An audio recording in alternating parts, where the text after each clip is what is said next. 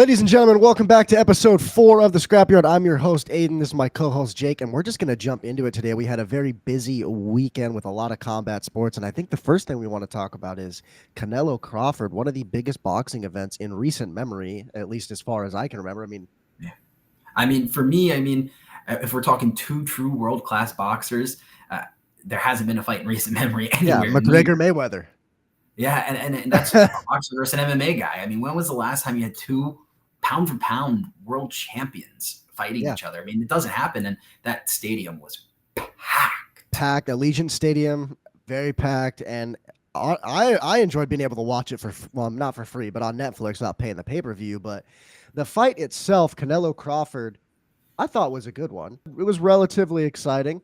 Crawford did get the win by unanimous decision, and I don't think it was as close as the judges do. I wanted Canelo to win. I picked Canelo to win, but Crawford kind of seemed like he had Canelo figured out. Canelo has kind of an issue where he has a hard time, maybe not a hard time, but Canelo's best if you're stationary and he can just pick his counters, and Crawford doesn't do that. He runs around a lot. He comes in, he goes out, he goes right, he goes left. Crawford just, I think he had the answers for Canelo, and it was a good fight, an entertaining fight. Did you watch the fight? Yeah, and so this one I actually caught. I was watching it on my phone, and it was interesting because I think when you look at it, it felt like Crawford was winning a lot more than those scorecards really showed. And I know we texted a little bit about those scorecards, but it kept it really close. And I know going into the 8th round, and this is where I fell asleep, but going into the 8th round, I had it 6 rounds Crawford to 2 rounds Canelo. I thought it was pretty clear. I thought Canelo maybe won a close round 1. I thought he kind of turned the tables in round 5, but I felt like Crawford won everything. Crawford was minus 1,000, and the official scorecards had it 4-4. Yeah, I think at that point in the fight, I think at the very end of the fight, I think I scored it like 8-4 for Crawford, like 8 rounds to 4 for Crawford. It was pretty dominant. Canelo had some rounds, but even the rounds Canelo won, they weren't, you could probably argue some of them went to Crawford. But the AI judge, actually, Ring's AI judge, scored it a draw, which I think is crazy. In fact, had Canelo won the 10th or the 11th and 12th round, he would have won the fight. Which is just crazy to me, which, again, I didn't think he was even in the fight. No, I think he needed a finish. I was literally watching like he needs a finish. He has to. But that is not the only entertaining fight of the night. The boxing world had some good fights. I would like to talk about my favorite fight of the night from that card, which is Billy versus Martinez. These guys were swinging, and they would not stop. It was crazy. One thing that I thought was kind of interesting is Billy was kind of going like this and just putting his head against Martinez's head and throwing. And you could hear his coaches keep telling him to stop doing that, and he did not listen, not even a little bit. This fight ended in a draw. Personally, I leaned Martinez. I think he landed the better shots, but Billy did land more total. But yeah, this was a great fight. I don't know if you got to watch this one, but you might have wished you had. This was one of the most entertaining boxing fights I've seen in a long time. Yeah, and you're not the first person that's had that sentiment. Unfortunately, I was out. I was not able to watch this. Where I was not showing the fights. Pay up for Netflix, bud. Yep. Poor. You're poor. Yeah, I mean, say it without saying it. But, I mean, based off what Twitter was saying, based off what the highlight showed, this was a fight for the ages. And I fully anticipate one or both of these guys to return with Turki Al-Sheikh and some of the boxing matches that he plans to promote in the future. Everybody was saying it was as good of a boxing match as you can get. I know we were just talking about Canelo versus Crawford. I might be quoting the MMA guru a little bit here. That, to me, wasn't a great fight. Obviously, I fell asleep towards the end. To me, it wasn't amazing. But this fight obviously was a little bit different. Side note, before you carry on and talk about the other fight that we really wanted to talk about, I think for folks that might complain a little bit about MMA, they might say MMA is too boring. I don't like the grappling, whatever it might be. Well, boxing is probably not for you. Yeah, boxing is not it. Boxing also has some severe issues with, and this pissed me off when I was watching. It's like a fight will happen and then you have like an hour before the next fight. They have stupid fuck ass concerts. They've got these fucking bullshit. Like, it's so fucking stupid. I'm cussing a lot, but I don't give a fuck. It was ridiculous. It was actually ridiculous. Like, I think I saw someone say that it took like 6 hours for there to be 4 fights or something like that. And the fights Yeah, themselves are at max.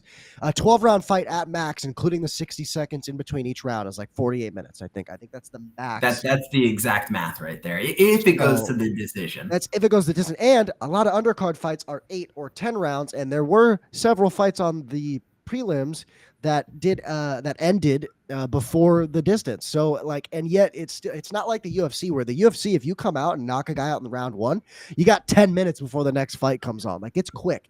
They're ready to go. Like, they're going, hey, you're still warming up. I don't give a fuck. Get out there. Like, do your thing. Yeah, That's and what it's the we same need. Like, thing with influencer boxing, where they're only fighting 4, 6, maybe 8 rounds at most. yeah. And it's the same thing there. People complain about PFL's pacing. Sit through a boxing event and let me know how you Oh feel. So man, for those of you that might I would share never these, go live to a boxing event it's got to be pretty hard. You got to go with some people that entertain you, not just the fights. and be drunk.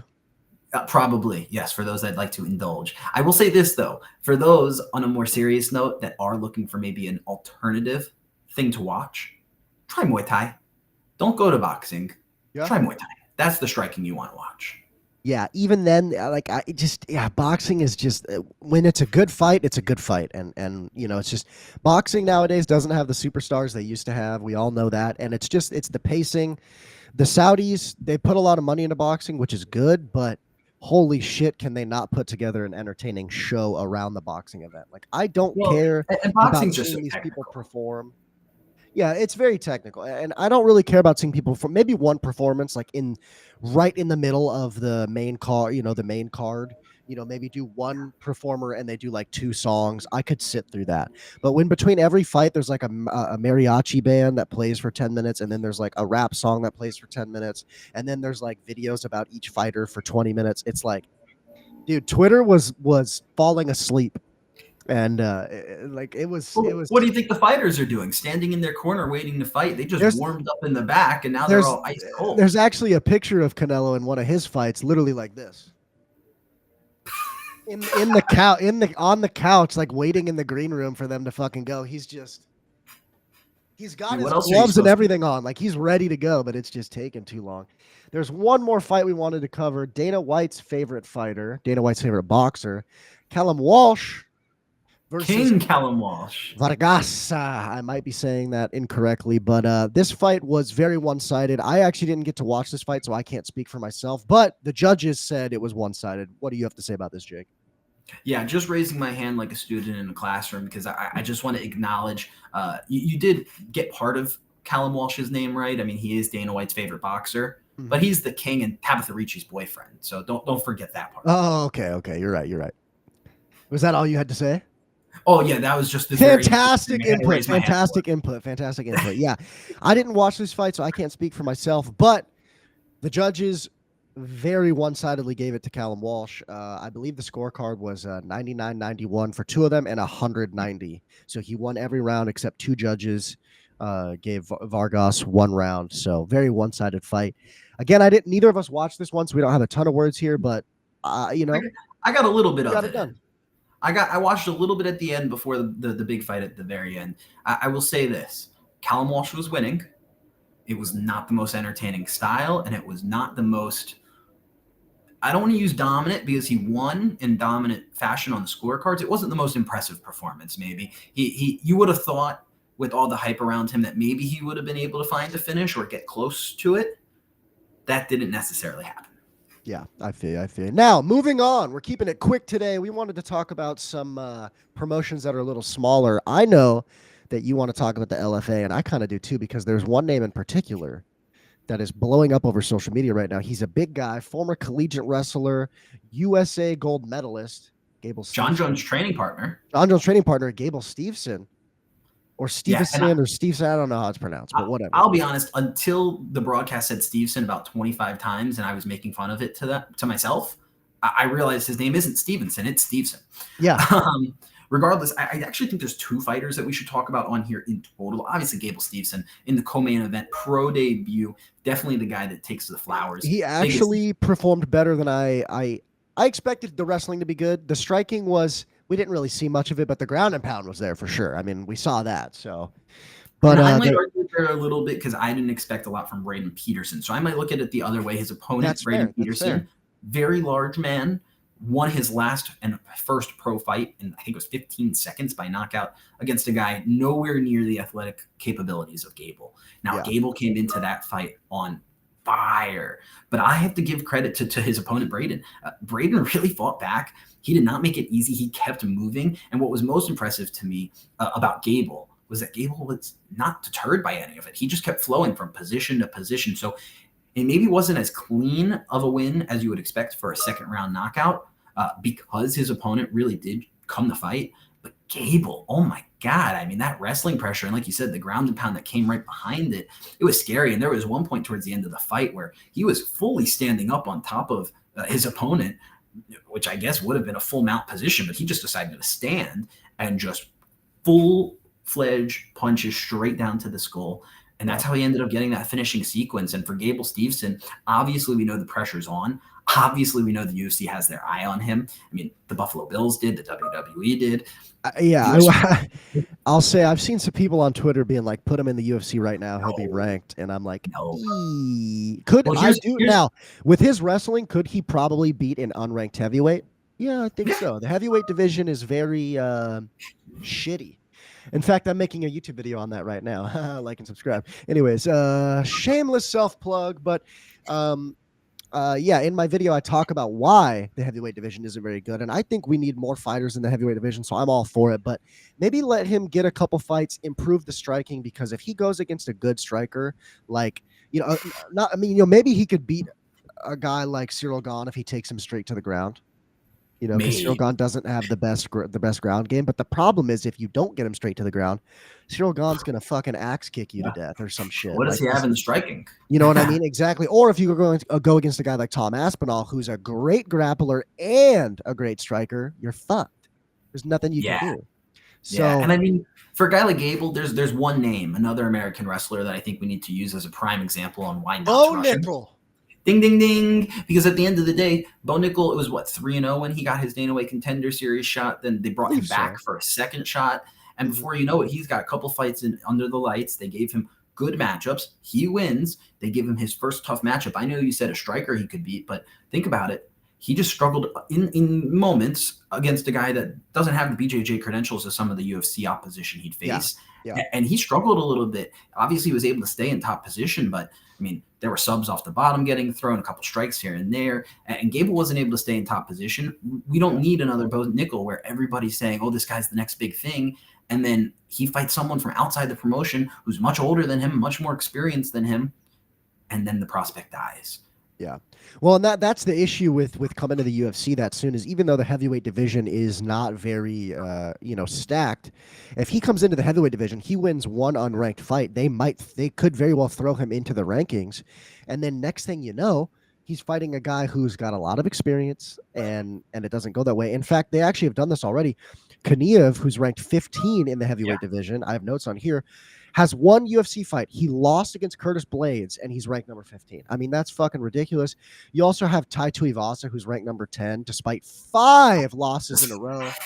Like, it's crazy, man. Like, that division is falling apart.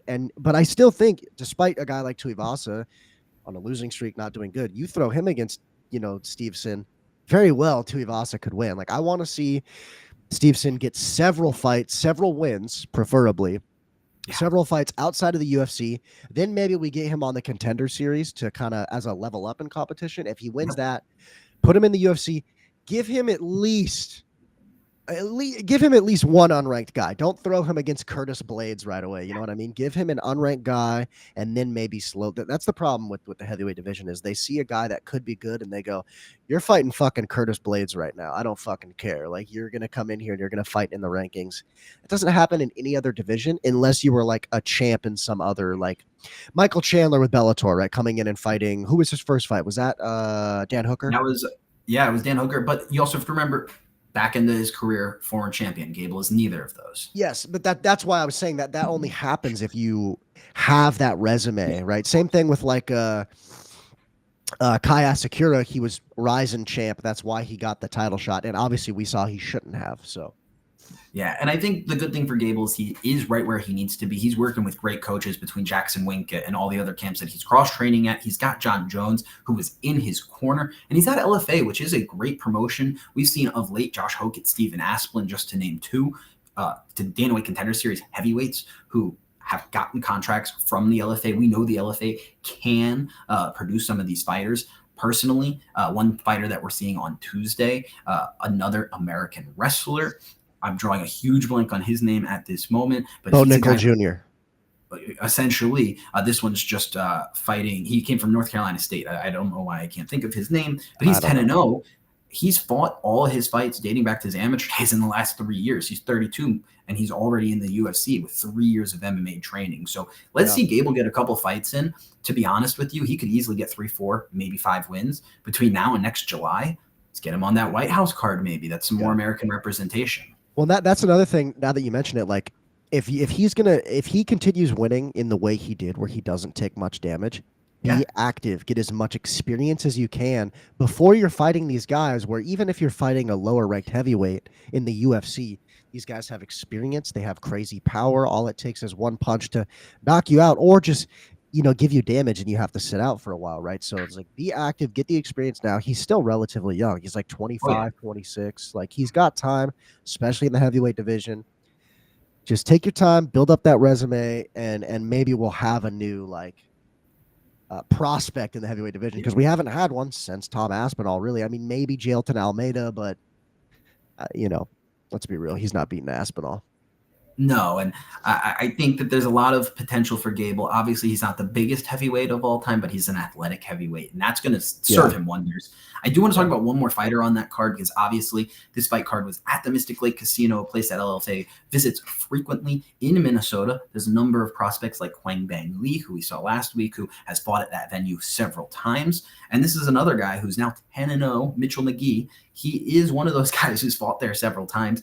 He did fight this one at 140. Typically a 135er. He was in the main event, took on a very experienced Brazilian in Pedro Nobre, and he got a second-round knockout there. Wasn't always the easiest fight for him. It's definitely the most experienced guy he fought, and that barrage of hooks that he threw at the end, that's a real prospect right there. That is the guy that if he somehow makes it to next season of Dana White Contender Series, he's going to be there, probably 11 or 12-0, but he's a guy on that short list for a call-up at 135.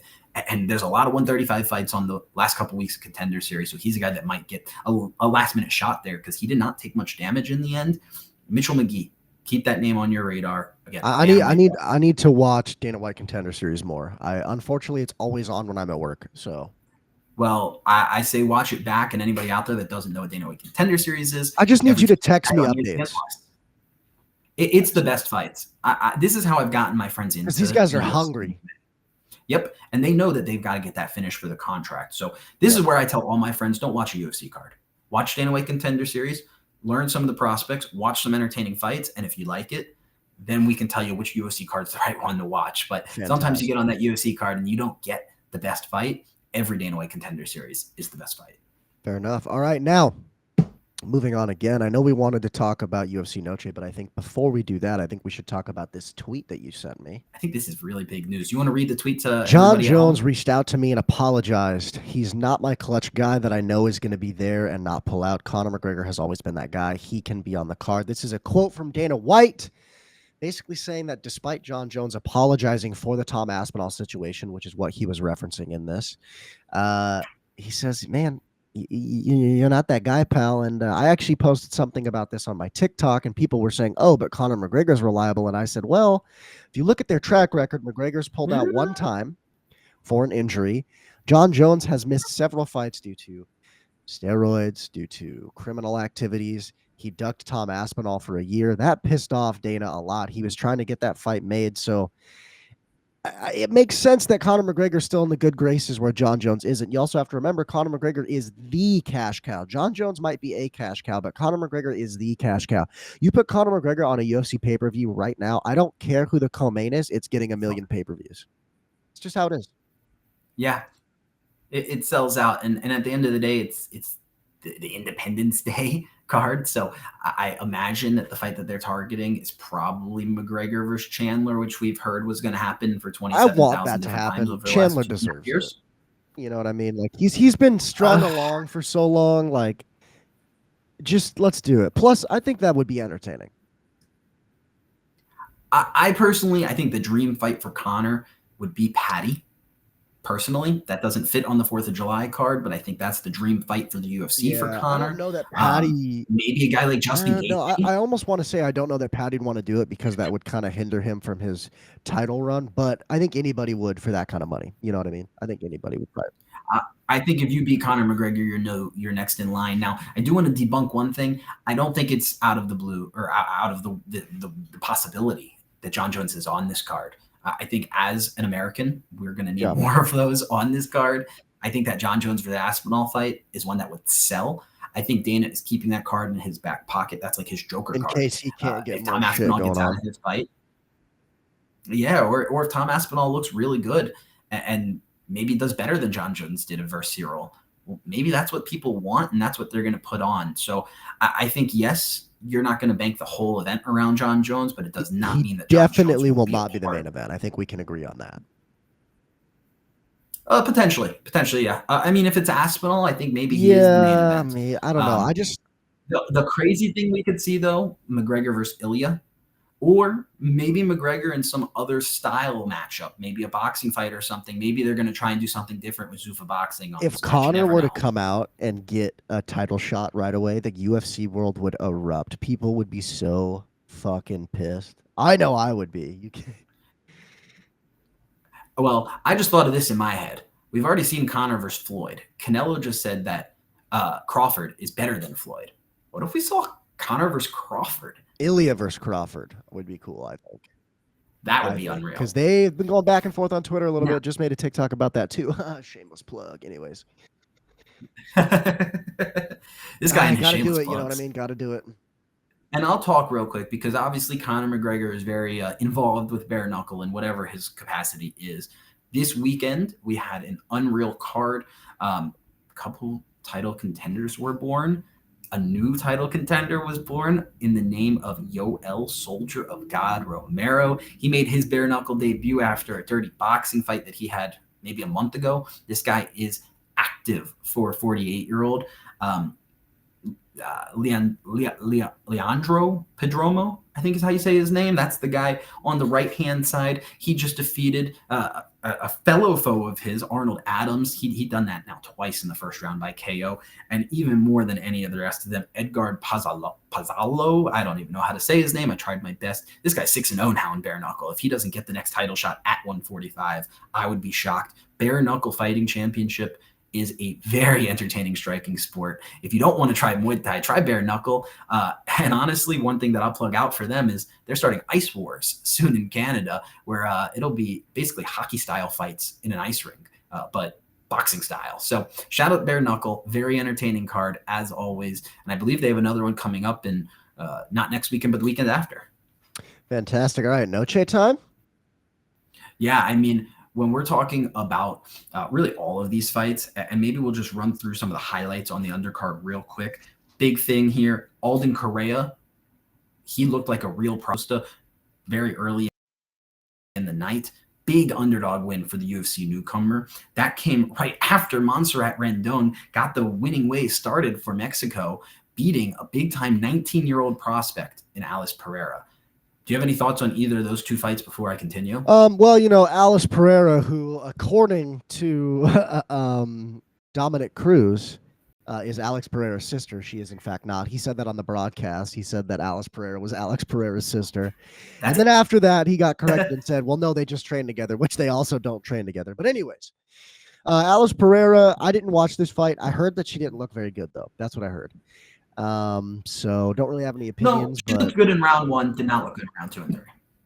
Gotcha. But, you know, maybe in the future she'll do better, you know? Who knows? One more fight I think we definitely need to talk about on the prelims is the tough finale. Daniil Danchenko taking on the Brazilian-Canadian Rogério Cezinando. Great fight here. Lots of elbows being thrown on the side of Daniil. He showed some great takedown defense. A little surprising takedown offense on his end and got Cezinando out of there quick.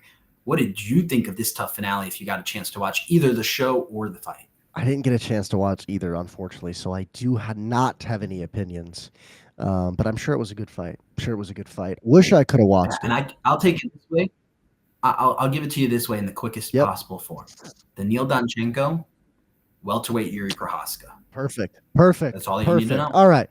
I think we should move on to the main card after we talk about Cedric Dumas got his nuts slammed and ended up being a no contest. Now, before this fight, he posted a picture on Twitter showing that he had $13 in his bank account. So hopefully he gets a little more than his show money for getting kicked in the nut. He specifically said he could not feel his left or right nut. I don't remember which one, but yeah. The right. Okay. He Yeah. kept telling the ref.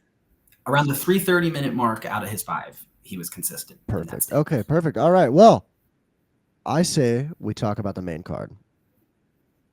Yeah, I mean, the rest of the prelims, a couple finishes, nothing too big to talk about here. I think the big thing is, unfortunately, Jose Medina no longer going to be with us in the UFC after Dusko got a big win, and Claudio Puelles did not look good. Joaquim Silva, massive knockout. Well, actually, excuse me, not knockout, massive decision, but he was able to get Claudio Puelles with the striking, and really the big thing there in that fight was Claudio stayed off his back playing jiu-jitsu. You can't do that in MMA these days. Gotcha. All right.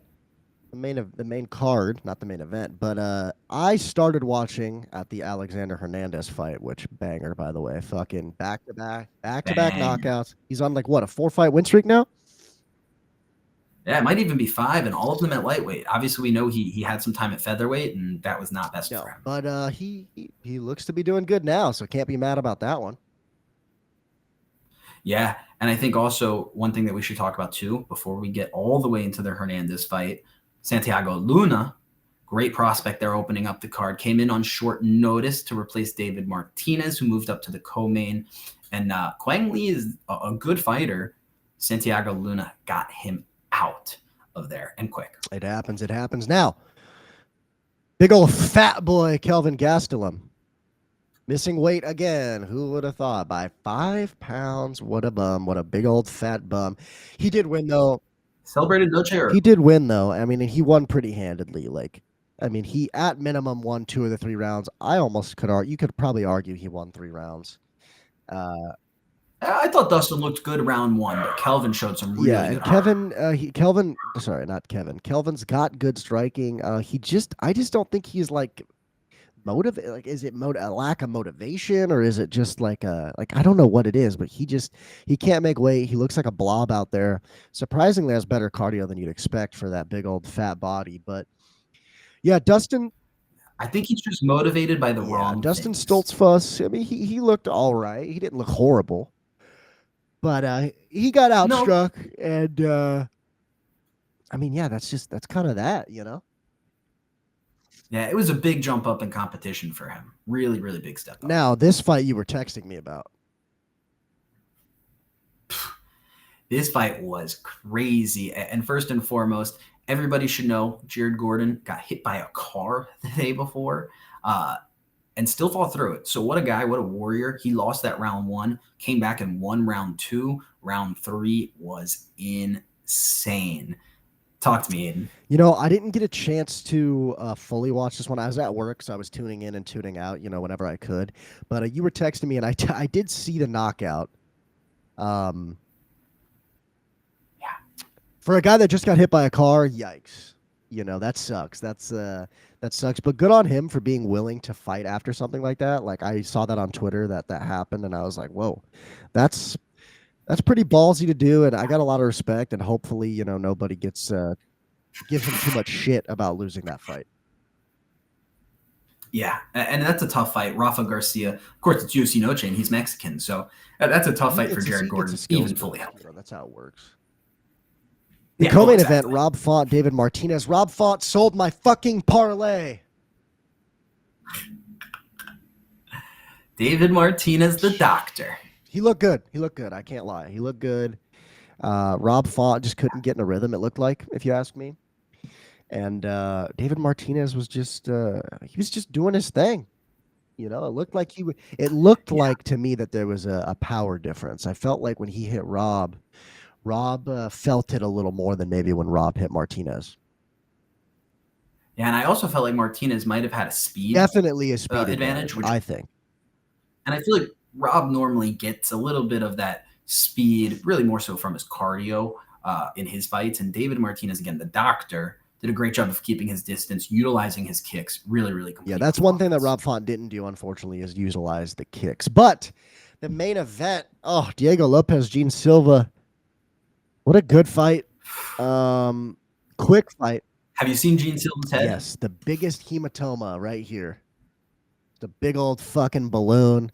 Diego Lopez, elbows like crazy. In the first round, he gets Gene Silva to the ground. Elbows on the top of his head, just beating him up, bloodying him up. Second round, though, Gene Silva did pretty good on the feet. He hit Diego with a shot that legit made Diego like sit down in his chair for a second and then stand up. Diego's got a great chin. But then Unreal. Diego Lopez throws a spinning elbow while Gene Silva's coming in. Gene Silva gets caught by it, and then the ground and pound ensues. And Gene Silva didn't look horrible on the ground, but he definitely did not look like he was on Diego Lopez's level. Diego Lopez has some good BJJ, and he uses it well. One thing that makes me nervous about Diego Lopez as a fan of his is I think he relies too much on his chin. He needs to get better at slipping strikes, staying off the center line, because eventually, even the guys with the best chin, eventually you get caught. Eventually it happens. You know, we saw even Volkanovski, who's not the most powerful guy. He still hits hard. Don't get me wrong. He was able to rock Diego and almost knock him down. Diego sprawled back and like ran into the cage. But I think if he figures out some better defense and he doesn't get his chin touched as much, he might become a real fucking issue for the featherweight division. He already is, but he could become champ if that happens. Yeah, and I mean, shout out Diego Lopez. Obviously, he's that BJJ coach at Lobo Gym for Alexa Grasso while she was on her championship run, and many other Mexican fighters. Obviously, he is Brazilian. And some of that Brazilian Muay Thai, some of that fighting nerds, striking prowess, he definitely has some of it because his striking skills, albeit not perfect, he's pretty impressive. He's got power. He's got a lot of tools in his tool belt. And once he got it to the ground, like you said, John Silva didn't look bad. Definitely didn't look as bad as Rufi did. But he was able to get him out of there. And those elbows, every time John Silva tried to get a break, those 12-stick elbows coming down, it was kind of rough to watch. All right, hold on. This is interesting. I'm seeing multiple sources on Twitter saying that Anthony Fluffy Hernandez may potentially be out of his fight versus Rainier de Ritter. Well, that changes some things. Does that mean Imovov's getting a title shot? I don't know, but it's looking like this is not confirmed. I want to clarify. Paulo Costa went on Instagram saying that he has been called in for a backup for a UFC main event because someone pulled out. People are speculating that he's going to be the backup, and that he will be fighting RDR. RDR runs. I agree, but I've seen this from two sources. Both of these sources have been wrong before. They are typically right, but they have been wrong before. So take that with a grain of salt. By the time you see this, we might have confirmation on that. But that's interesting. That's very interesting. I've now seen two people say that he's hurt, and I've now seen two people say that Costa is the replacement. So that's a very, very potentially interesting thing. Actually, a third source, Verdict MMA, just came out and said that Paulo Costa is going to be fighting Rainier de Ritter. So I don't know. That's going to be very, very interesting. We'll have to see about that. Sorry to cut you off there, but no, you're all good. I think that's very interesting because Paulo with a win could maybe even get a title shot, probably undeservingly. If he beats Rainier de Ritter, I don't know. That would be. I don't even know. I would still say Imavov I would deserves too, it. But that would be fucking crazy. That disappoints me though. I was excited to see Fluffy. Yeah, and Fluffy's super fun. I think one more thing for us to talk about here to close it out, I think, is maybe some interesting results here in the featherweight division. And I do have a question of the day today. If you're not watching MMA, what combat sport are you watching? For me, it's easy. I'm watching bare knuckle. Fair enough. You know, I kind of like watching grappling. I can't lie. I kind of like watching jiu-jitsu. I won't lie, especially if Craig Jones is involved. Well, you just started MMA. I did just start MMA. Today was my first MMA class. So, hey, who knows? Maybe a year from now, you guys might be seeing me compete as an amateur. Who fucking knows? Join the bandwagon now. Make sure you leave a like down below if you want to see Aiden fight in MMA. I will be filming potentially on the Scrap. We're still in talks about it, but I will potentially be filming my progress in MMA. So definitely subscribe to all of our personal social medias, but also make sure you subscribe here, because whether or not it's on my channel or it's on the Scrap's channel, you will hear about it here from the Scrap. So keep that in mind, and maybe you'll see me progress to be a decent fighter. Right now, I'm not. But maybe eventually I will be, you know, who knows? I can throw a jab, I can throw a straight, but I got no kicks in my arsenal. I got very little jujitsu, Yet. but a little bit. I got to go to Dagestan for sure, 2-3 years. Send him 2-3 years Dagestan and forget. But yeah, Absolutely. I think that's all we got time for today. I think that's gonna do it. I think we covered everything and ladies more. and gentlemen, thanks for tuning in. I know I appreciate it. I'm sure you do. Yeah, make sure you comment, subscribe, like, do all that fancy stuff, do all the fun stuff. Talk to us in the comments. We read them. We reply. The Scrap replies, but I'm sure if you're watching this live, I'm there right now in the premiere. I'm probably saying some stupid shit right now in the chat, so go ahead and respond. But yeah, thank you. Hey, if you're watching this live right now, say hey. Go for it. And if I don't respond, unsubscribe. No, don't do that. But no, please don't. But thanks guys for watching, and we'll see you in the next episode. Peace.